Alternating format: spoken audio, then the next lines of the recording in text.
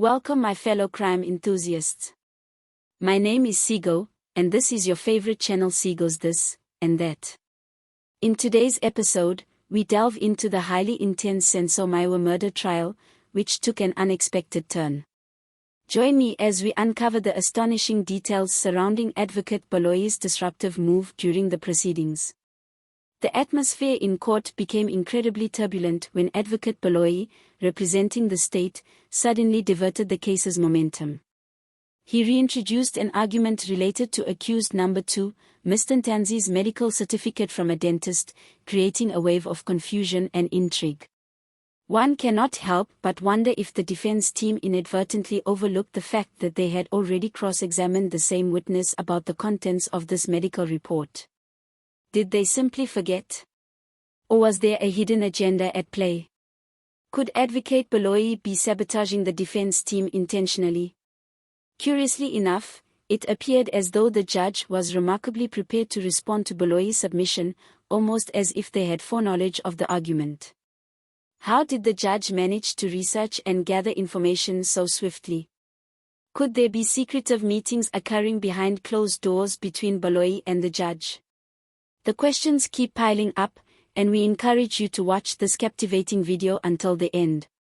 We eagerly anticipate your intelligent opinions and valuable insights. Share your thoughts on the trial and your aspirations for justice in Senzo's case. If you're enjoying our content, we kindly request you to subscribe and join our growing family of crime enthusiasts. Don't forget to hit the bell button to ensure you never miss an update. Remember to like this video and share it with your friends and family who share our passion for unraveling the truth. Thank you for tuning in. Now, let's uncover the truth behind the shady maneuvers in the sensational Senzo Meyiwa murder trial. Please watch. Yesterday, the state referred to Exhibit VV in brackets 1. VV? Yes, VV in brackets 1. It's a dental report. Right, yes. Compiled on the 22nd of June 2020, just before our journey yesterday. Right. Advocate Ngomezulu stood up and indicated that the reason why they handed up this dental report was only to refer to the date of the 22nd of June 2020 being the date of the examination. He says the only reason why they hand up the dental report. Yeah, it was to indicate? Was to indicate that that accused number 2 was examined by a dentist on the 22nd of June 2020. Right. But Malo, that came after the state had re-examined the witness on the contents of Exhibit VV1. So basically the boat had already sailed. This morning we reached an agreement, my lord, that to resolve this list between the state and the defense, the dentist will be called in due course. Yeah, but I have evidence before this court. You can call the dentist, but the evidence I have here is of the report, which is consensual, by consent of both parties, handed up. Am I? Yes, Section 213, my lord. Yeah, even if we did not expressly say so, that was the import of the... Right, and there was no addendum or any explanation that this document is handed up for the limited exigency of the date of the 26th of June. Yes, indeed, that is the position. Because this was an examination which was prompted, as I understood the evidence, by this witness when he took the accused number 2 to the dentist. Yes. Is that not so? Indeed. In fact, they put it to a witness that the accused did not appear in court on the 22nd of June. Yeah. And to buttress their point, they then handed up this document to show that he was examined by a dentist on that day. Right. And after that, you led evidence about the examination, alleged examination, which was undertaken by this doctor. Yes, indeed. But the gravamen of the matter is that That report is before this court. Is that not so, Mr. Ngomezo? It is so. Yes, it is before court. Do I have to make submissions? No, you Or is can. it the only question the court asked? No, I'm not asking you. I'm saying, as far as I'm aware, this report is ended up lawfully, and it is before this court. That's all. But my lord, we have made an agreement. That agreement doesn't bind the judge. You know that.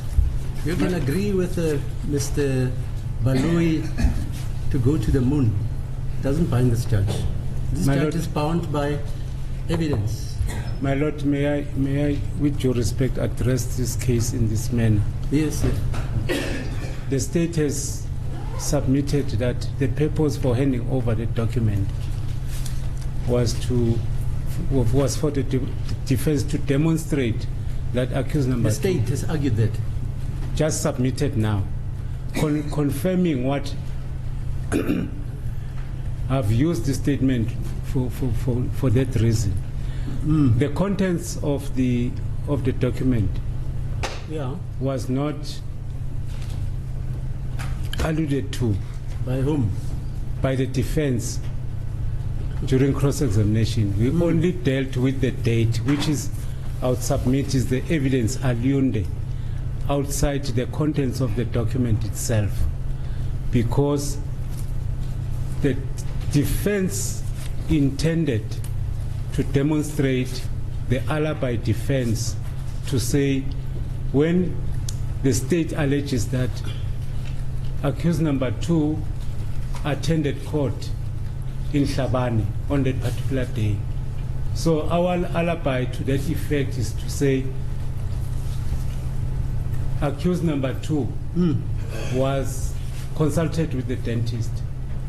So the contents and everything contained in the docket was never been an issue to be clarified from the witness. Yeah, so your submission is the document can be headed up holistically to this court, but this court must just peruse May a I? minuscule part of it, the 26th of June. The other information which was elicited by this gentleman, who is the state prosecutor, I must ignore that. No, my lord, I said, let's look at the nature of the evidence. Yes. I submitted that it's evidence aliunde. It's outside the document itself, because it only bears the date, not the contents of what was accused number 2 examined for. You want us to play the record back? Mr. Baloyi led this evidence. Where's that document? Let me just look for it. Mr. Baloyi placed the contents of the document on record. Am I correct, sir? Everything. There's no evidence aliunde. Everything was placed by Mr. Baloyi on record. Let me just get it. He said this witness must read the heading. He read the heading. I remember it's Bafokeng CHC, etc., etc. He even elicited evidence about the number of cavities and the the dental structure of that your client. He elicited it. So when you say it's aliunde, it can't be correct. My lord, may I just indicate that this witness... Where's the... Just give me a copy of that. Because the papers are being messed up.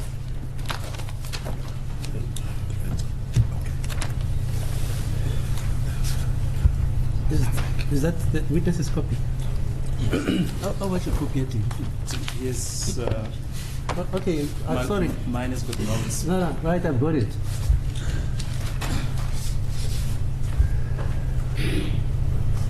For instance, the following evidence was put on record.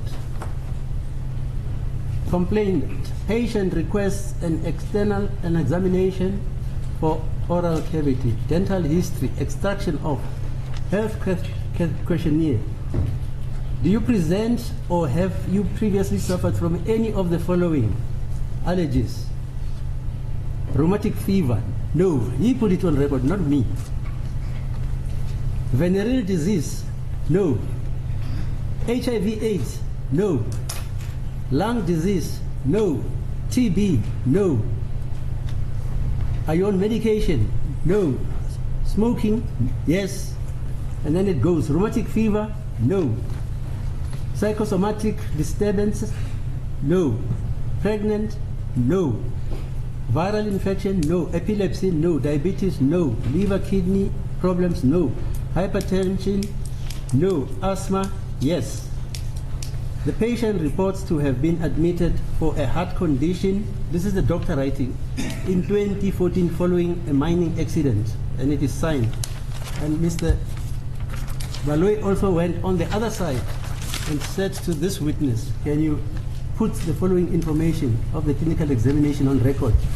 And he called it a general appraisal.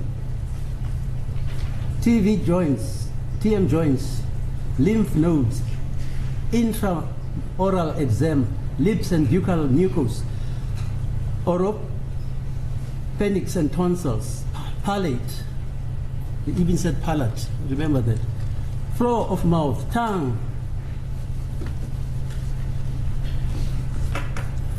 gingival and periodicum, anal classification, teeth chart, interdental spaces. He even said it's 11, 12, 21, 22, 23, and then conlingual recession, 41, 42D. All this information was placed on record. Sir. My Lord, may I make a following submission? Yes. We never agreed with the state in relation to the contents of what is before this lordship. My Lord, that is a copy in the first place. What I've canvassed to the state, I requested to see the original of that document because a copy cannot be handed to the court. Primarily, we want to establish the authenticity of the document. Secondly, if we did not agree on the contents, then the author of the document must be called to testify, to lay the basis upon which he or she made that finding. Number two, the witness concerned, based on the contents of that statement or of that report, cannot explain. He has no medical background. So the person that we as the state agreed to call is because, firstly, when I asked for the original document to compare with that. But you know what? All this comes now.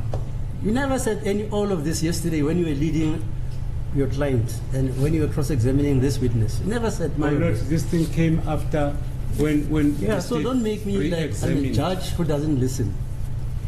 Never canvassed any of this information. Never. You never did. And now you're canvassing it even without a leave of this court. My Lord, may I request that the court incline to our agreement with the state. But it doesn't bind me. That's what I told you. Can you show me any law which says an agreement between the state binds the court? No.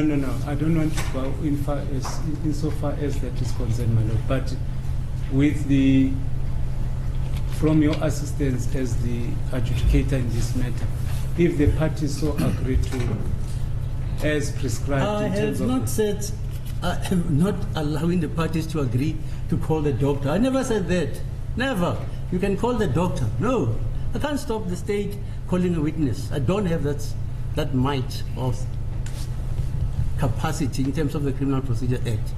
That's why I say you and him, if you agree on whatever, fine. But I am bound by what was led in evidence in this court. That's all I'm saying. And my Lord, I wish your Lordship to take cognizance of the fact that I wouldn't be in a position to cross-examine again the witness, because that aspect was raised at the time when the state was examining the witness. We request your indulgence, my Lord, to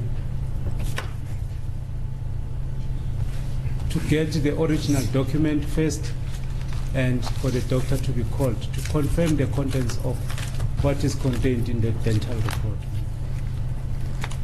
Is this in pursuance of a fair trial, this application? That's my submission, my Lord. That would be fair. Mr. Are you finished? Mr. I'm done. Mr. Baloyi, There's an application. As a court, please, my lord. The defense handed up the document. They approached the state and said, can we hand up this document? And we agreed.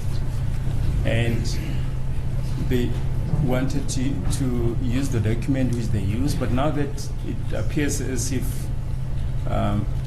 it's to their disadvantage, now they want certain portions to be disregarded. It doesn't work that way, my lord. Once a document has been handed up by agreement, it binds the parties. We submit, my lord, that the defense cannot now make a volte-face and say, but we only handed the document just for a specific limited purpose. No, that is not correct, because I was in court, I was listening when you were leading this witness to read what is written on the report. Yes. And there was no objection from Mr. Ngomezulu. No objection. Niggies. In fact, they read part of it in the record. I know. Yes. But anyway, are you opposing that application? Intimated on the strict basis of the law, my lord. You are opposing it? We oppose it. Fine. You can call that witness. I don't have a problem. Any response, sir, before I make a ruling? Mr. Ngomezulu?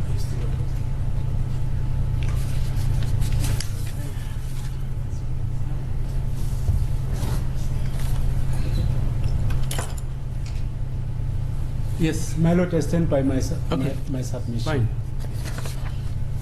Yeah. There's an application by Mr. Ngomezulu on behalf of the applicant, of Mr. Ntanzi, accused number 2. And this relates to the fact that after the evidence, which is encapsulated in Exhibit VV1, which was handed up to this court by 2 officers of this court who told this court that they had agreed to hand it up. And they even agreed that it should be marked Exhibit VV1. And it was duly marked. And this witness was led on the contents of this very document.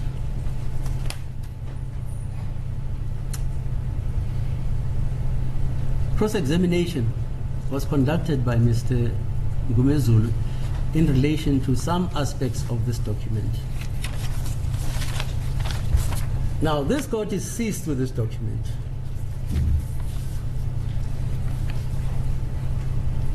The state is opposing the application for the retraction and the recantation of the contents of this document. And Mr. Baloyi says, on a point of law, the state is opposed to that. And I ask pertinently Mr. Ngomezulu whether he wants the retraction of this document purely because of the exigencies or the requirements of a fair trial in respect of his client. He says yes. I beg to differ with Mr. Ngomezulu, and these are the reasons.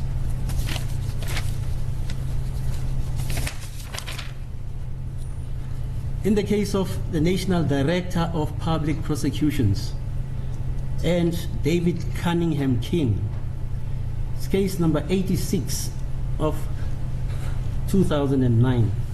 It was an appeal from the judgment of Mr. Busielo, a former clerk of mine, who was in the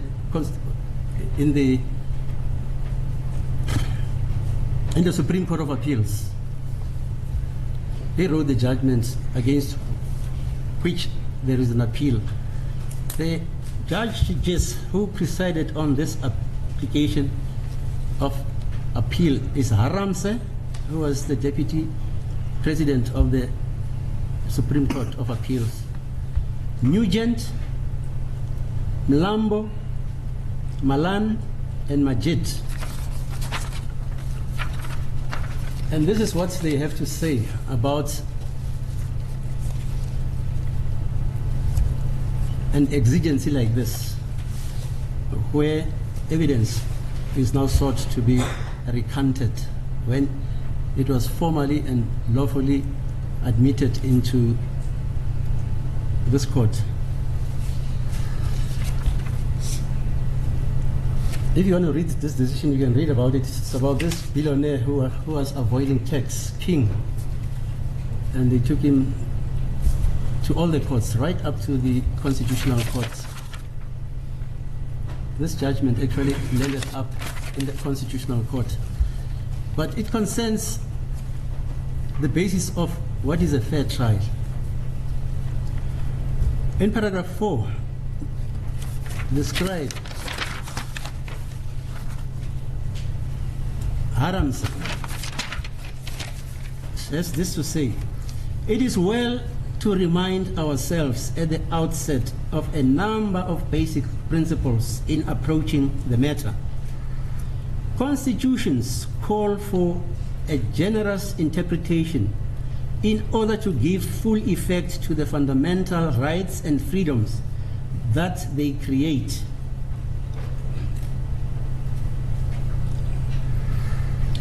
The right to a fair trial is, by virtue of the introductory words of Section 35(3) of the Bill of Rights, broader than those rights specifically conferred by the fair trial guarantee therein, and embraces a concept of substantive fairness that is not to be equated with what might have passed muster in the past.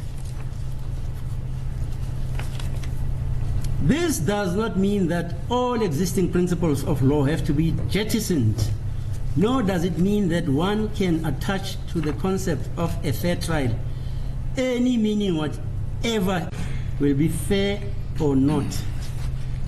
Potential prejudice may be rectified during the course of the trial, and the court may make a preliminary ruling depending on how the case unfolds, and may revoke or amend it, like I did yesterday. Irregularities do not lead necessarily to a failure of justice. There is no such thing as perfect justice, a system where an accused person should be shown every scintilla of information that might be useful to his defense. And discovery in criminal cases must always be a compromise. Fairness is not a one-way street, conferring an unlimited right on an accused to demand the most favorable possible treatment, but also requires fairness to the public as represented by the state. This does not mean that the accused's right should be subordinated to the public's interest in the protection and suppression of crime. However, the purpose of a fair trial provision is not to make it impractical to conduct a prosecution. I've got all the judgments here. I don't have to read them. If you want to read them in adumbration of one I've already read, be my guest. But the application, Mr. Ngomezulu, is not acceded to. It is dismissed. But having said that, you and your colleague, you can call any witness you want. Thanks for watching. Please subscribe, like, and share. Love to you all. Cheerio.